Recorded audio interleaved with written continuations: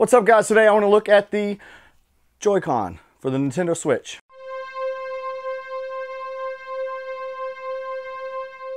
Alright, so we have the newest controller here for the newest Nintendo console called the Switch. There are several things about this controller that make it pretty cool. I'm not necessarily going to say unique, because a lot of the technology in here is stuff that has already been done before. But the fact that you can play this several different ways is very nifty, if you will. Okay, so first and foremost, you slide the controllers right onto the side of your Switch, just like this. And you have a tablet not too different from, well, its predecessor, the Wii U. Look a lot alike, actually, don't they? Yes, they do. Terrible design? Not really. I mean, it's kind of like playing, and I said this about the Wii U, kind of playing like an old school handheld, like the Game Gear or something like that. Right here on the back, there's little buttons here, slide right out. Pretty simple. Personally, not my favorite way to play on the Switch. Second way you can do these, you can just hold them like this. This is very similar to the Wii, where you had the controller and then you had the nunchuck in the other hand, where you can move with this one, and you got your buttons over here that you could slash or whatever. Although on the Wii, the Wiimote, you could move like this on a game like Zelda, Twilight Princess, and Link would slash. Not so much on these. Another way you can play these, you can use these in individual controllers. Now, I've heard people complaining about the analog sticks and the placement of the analog sticks. Truthfully, in a game like Breath of the Wild, and I'm going to be honest here, that is my main experience with this controller. This is only used for moving the camera around. Okay, so if you're like this, and you're moving and you need to turn the camera, it's not that big a deal, especially if you got the trigger button up here pressed for like your bow and arrow or something like that. Which brings me to another feature on this controller. You now have 4 shoulder buttons, trigger buttons, whatever you want to call them. They're right, left, and then ZL and ZR. I call it L2, R2. Why? Because I'm used to the PlayStation 2 controller, because that's what it's called.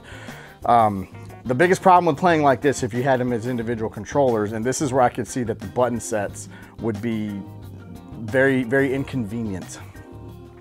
So if you're taking this side, the left side, and you turn it sideways to use it like this, okay? You're controlling here, but your buttons are here in the middle of the controller. They need to be over here. They should be over here. And on the right side, right Joy-Con, it's kind of the opposite. Your buttons are in the right spot, but now your analog is in the middle of the controller. That makes it very uncomfortable. Okay, these feel pretty lightweight and pretty cheap. They're very tiny, and truthfully, I don't have big hands. I kind of have small hands, and they're barely the size of my palm, if you can see that. Here, okay, so even though I have small hands, holding them just like this is kind of uncomfortable, truth be told. I don't know if it's because they're independent from each other, they're not connected with the cord like the Wiimote and the nunchuck were. Maybe it's a psychological thing, I don't know, but to me, it's very uncomfortable playing it like this. Although if you're that lazy gamer, you can literally lay down on the couch, you can do like this, you can play, you can have your one hand on your nuts and play, and the other hand, I don't know, digging in your ear and still be able to play. So that's good like that. Now, my preferred way of playing is to use the grip that comes packed in the box. Just like on the screen, these slide right in, just like that, easy peasy. And now you have a very familiar type of controller in your hand. Now, what does this feel like to me, and why do I like playing like this? Honestly, because of the round and the curvedness of the grip itself, it reminds me very much of a PlayStation controller. And if you're going to emulate anything, why not, you know, imitate one of the best controllers ever made? Yeah, I said it, it's not because I'm a fanboy, but these are very similar. Okay, down to almost even the same size. This is a little bit smaller though. A little bit smaller, a little bit more narrow. And I find myself after playing this, and then I turn on the PlayStation 4, it seems a little bit big. But it's just because this is so small, and honestly, I've been putting literally hours and hours and hours and hours into Breath of the Wild on this thing. So this is my preferred way to play. You got your, again, R1, R2, L1, L2 buttons right up here, easy peasy, or ZR and ZL buttons, whatever. You got your XY, BA buttons, made popular on Super Nintendo, brought back, actually they weren't on the Wii like that, brought back for the Wii U. You got your 2 analogs, and again, when you're playing, especially Breath of the Wild, this analog here is used for moving the camera. This is comfortable for me. Not like this, the way I'm holding it, because, well, I look like an idiot. I feel like an idiot, but holding it like this is actually comfortable. You got your arrow buttons that came out on the Nintendo 64 controller. This is essentially a D-pad. This works the same way this does. Not necessarily walking around, but if you're in a pause menu and you're trying to select weapons and things like that, kind of works very similar. Very convenient being right there, right below it. Just like a PS4 controller, it's right here, just right to the side, just move your thumb. This is the same thing. Pretty easy.